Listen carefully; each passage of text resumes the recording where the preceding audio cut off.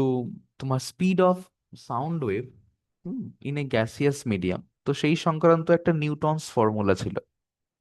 তো নিউটনের যেটা প্রপোজাল ছিল, তো সেটা বেসিসে ক্যালকুলেশন করে আমরা যখন দেখছি যে একটা স্পিড আমরা সাউন্ড ওয়েভের পাচ্ছি, তো দেখা যাচ্ছে যে সেই স্পিডটা কিন্তু আমার এক্সপেরিমেন্টাল ভ্যালুসকে কিন্তু স্যাটিসফাই করতে পারছে না। মানে আমি নিউটনস ফর্মুলার কথা বলছি। তো নিউটনের কিছু বেসিক অ্যাজাম্পশন ছিল, থিওরিটিক্যাল কিছু অ্যাজাম্পশন ছিল। তো উনি বলছেন যে যখন সাউন্ড ওয়েভ একটা মিডিয়ামের মধ্যে দিয়ে, গ্যাসিয়াস মিডিয়ামের মধ্যে দিয়ে যখন ট্রাভেল করে, তো সেটা একটা আইসোথার্মাল কন্ডিশনে ট্রাভেল করে। মানে আইসোথার্মাল মানে টেম্পারেচার অফ দ্য মিডিয়াম কিন্তু কনস্ট্যান্ট থাকে। এটা নিউটনের অ্যাজাম্পশন ছিল।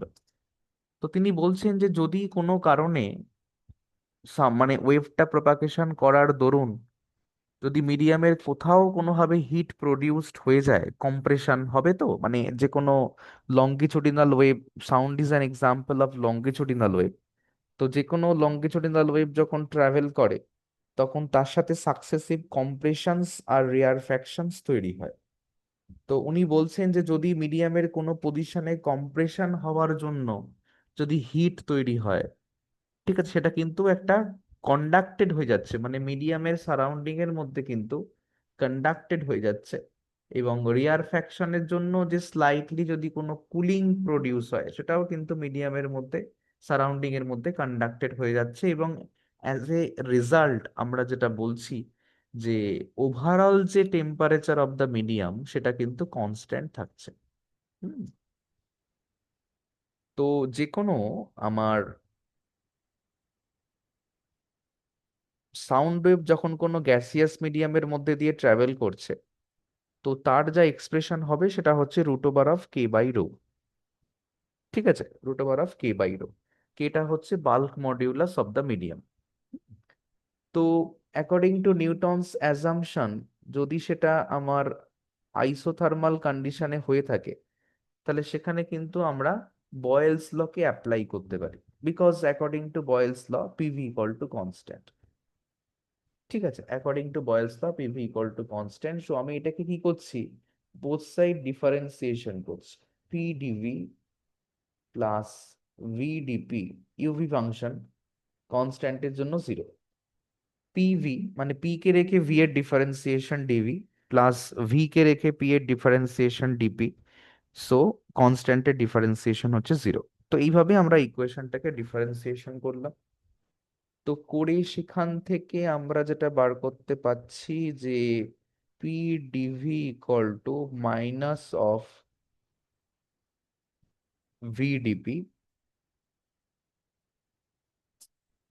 তো P equal to minus of V dP by dV, and P equal to minus of dP by dV by V. তো এই যে টার্মটা আমাদের এখানে অ্যাপিয়ার করেছে, যে dP by dV by V, so this is actually volume stress by volume strain, যেটা আমরা ইলাস্টিসিটি বা মেকানিক্যাল প্রপার্টিজ অফ ম্যাটার এখানে পড়েছি। So this is the bulk modulus with the negative sign, because volume স্ট্রেসের সঙ্গে volume স্ট্রেনের সম্পর্কটা inverse হয়, সে কারণে নেগেটিভ সাইনটা অ্যাপিয়ার করে। তো আমরা দেখতে পেলাম যে যদি আইসোথার্মাল কন্ডিশনে ওয়েভটা প্রপাগেট করে, সেক্ষেত্রে কিন্তু বাল্ক মডিউলাসের ভ্যালু হচ্ছে ইকুয়াল টু প্রেশার। ঠিক আছে, মানে এসটিপিতে যে প্রেশার, সেই প্রেশারের সঙ্গে equal. So by using equation one, যদি আমি এটাকে সলভ করি, তাহলে V equal to root under, তো কে হচ্ছে আমার প্রেশার ডিভাইডেড বাই ডেন্সিটি। তো if we are following the STP condition, then pressure হচ্ছে 76 সেন্টিমিটার মার্কারি কালাম ওয়েট। তো সেই রেসপেক্টে প্রেশারের যে ভ্যালু সেটা 1.013 into 10⁵ newton per metre square আসবে। And density of the medium 1.29 মতো আসে, 1.29 kg per metre cube. So with this value যদি আমরা ইকুয়েশনে পুট করি, তো সেক্ষেত্রে আমার স্পিড অফ দ্য ওয়েভ যেটা আসে সেটা হচ্ছে very close to 280 metre per second. তো সাউন্ড ওয়েভের স্পিড আমরা ক্যালকুলেশন করছি। হুম, নিউটনস ফর্মুলা আমরা স্টাডি করছি।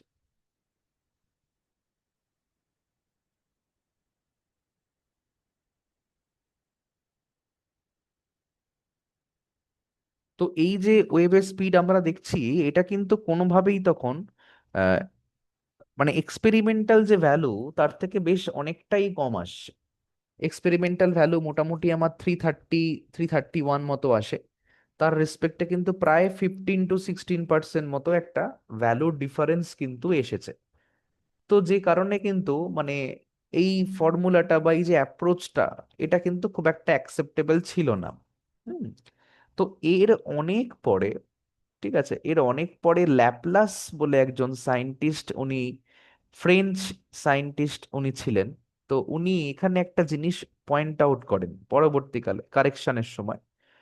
তো উনি বলছেন যে নিউটন যেটা ভাবে ব্যাপারটাকে ভেবেছেন, মানে যেভাবে এই অ্যাপ্রোচটা উনি বলছেন, তো ল্যাপলাস বলছেন যে আহ, মানে এই যে ওভারঅল মিডিয়ামের যে টেম্পারেচারটা কনস্ট্যান্ট থাকবে, যে কম্প্রেশনের সময় টেম্পারেচারে রাইজ হয়ে যাওয়া বা রিয়ারফেকশনের সময় টেম্পারেচার ফল আউট হওয়া, যার এফেক্টে টেম্পারেচার কনস্ট্যান্ট থাকছে, তো এটা কিন্তু খুব একটা ঠিক নয়।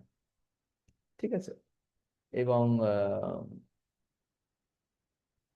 উনি বলছেন যে যেহেতু একটা যে কোনো গ্যাসিয়াস মিডিয়াম হচ্ছে পুওর কন্ডাক্টর অফ হিট, হ্যাঁ, তার মানে কিন্তু কম্প্রেশনের সময় যে হিট জেনারেট হওয়া যে কোনো রিজিয়নের মধ্যে, আর কম্প্রেশনের সময় যে তোমার হিট এক্সট্রাক্টেড হওয়া, তার মধ্যে কিন্তু সেখানে এনাফ টাইম থাকবে না, যাতে করে, যেহেতু poor conductor of heat, to equalise the temperature of the medium.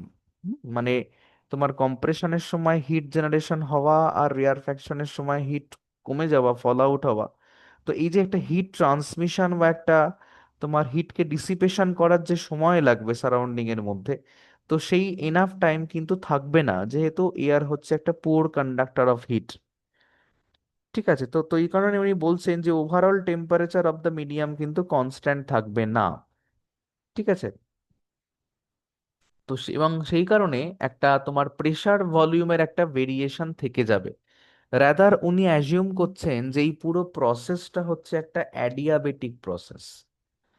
ঠিক আছে। তো অ্যাকর্ডিং টু ল্যাপলাসেস থিওরি, এই পুরো প্রসেসটা হচ্ছে একটা অ্যাডিয়াবেটিক প্রসেস।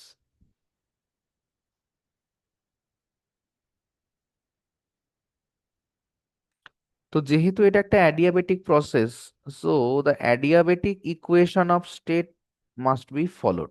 এটা হচ্ছে PV to the power gamma equal to constant. তো সিমিলারলি আমরা এই অ্যাপ্রোচটা ফলো করি, আমরা আবার বাল্ক মডুলাসটা বার করার চেষ্টা করছি।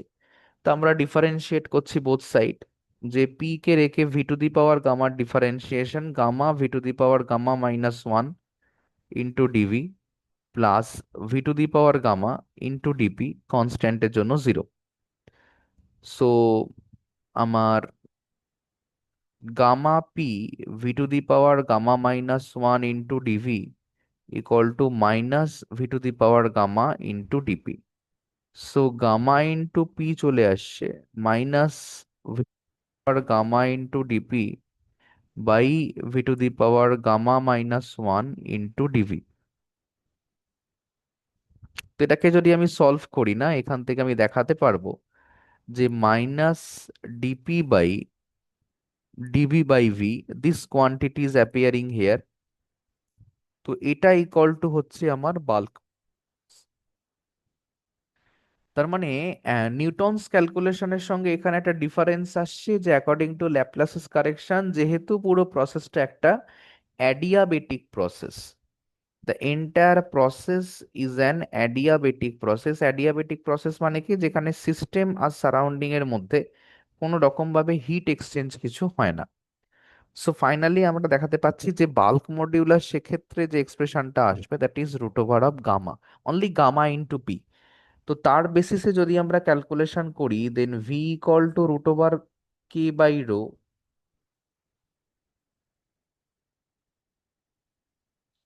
And this is root over of